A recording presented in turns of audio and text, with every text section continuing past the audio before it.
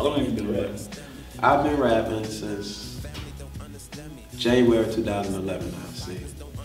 First time I heard you was on 2 Cents Listen Fest Renaissance Life. How did that come to be?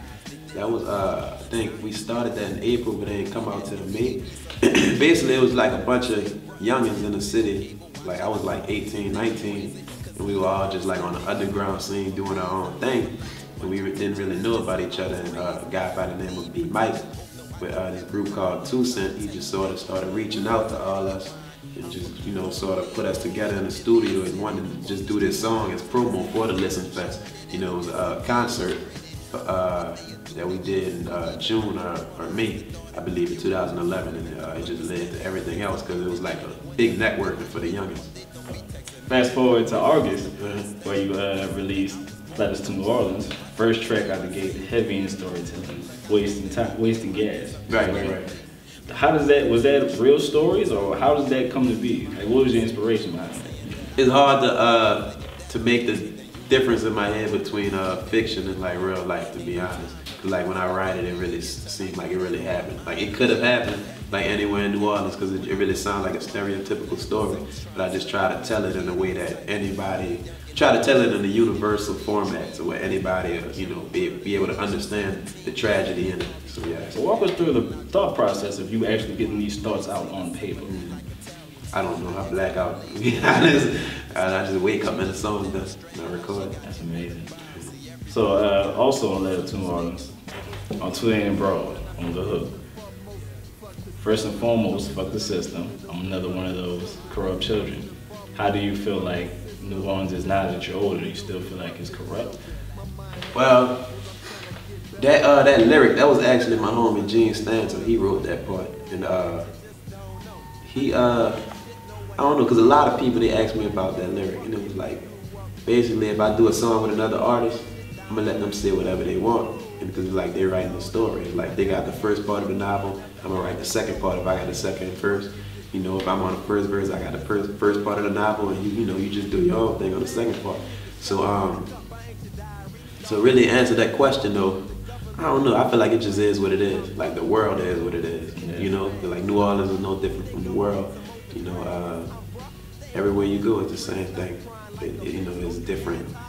It's different in its own way, different cultures, but humans the same everywhere. From everything from your films to your music, they all represent New Orleans. Out of anything and everything that Letters to New Orleans is, what do you want New Orleans or anybody that listens to it to get out of it?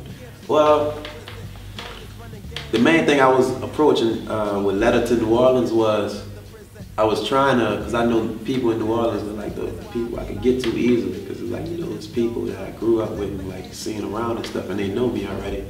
But I tried to be universal with it, you know. I felt like a lot of the songs on there, they weren't just straight up New Orleans, and if you ain't from New Orleans, you ain't gonna understand. You know, I wouldn't be here with you right now if it was like that. See what I'm saying? I tried to make it like that, even though it's New Orleans down. You know, just like the stuff. Any other city you go to got their own rap artists. Like they hold it down for their city, but at the same time, you got people from all over who listen to it. So that's what I was really trying to do. Growing up in New Orleans, who could you consider your biggest influence musically? Musically? Anybody, man. New Orleans is a musical city. You know, it could be a homeless man asking for change. He could be beating on his stuff like,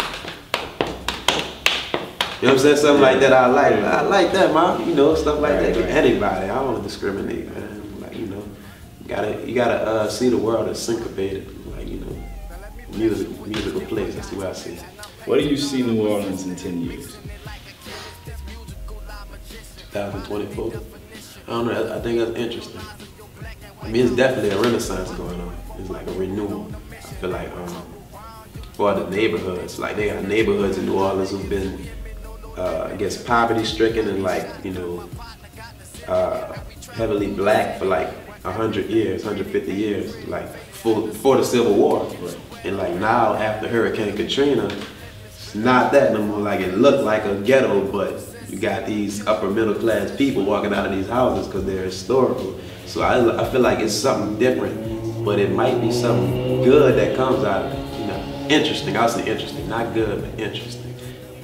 So, Can you say that there's some hope left in New Orleans, despite all that happened, all the stories, and Katrina, of course, everything that bad has happened to New Orleans? Do you see that there's a hopeful future for New Orleans? Yeah, that's why I do a lot of research, because when you do your research about the world, really, like you study history, tragedies happen every single second.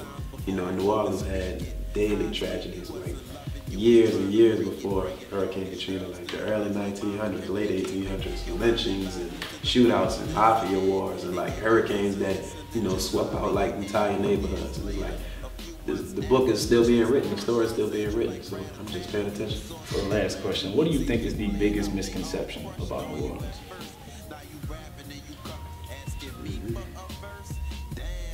Trying to generalize it. How so? It's just its own place. Any city, you know, it's its own place. As soon as you try to, Chicago, let me tell you what they like that.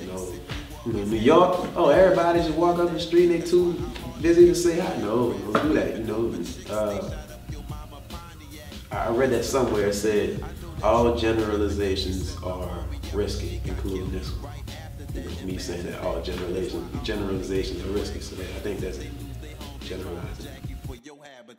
Crazy some people that be close to you and make sure they do what they supposed to do.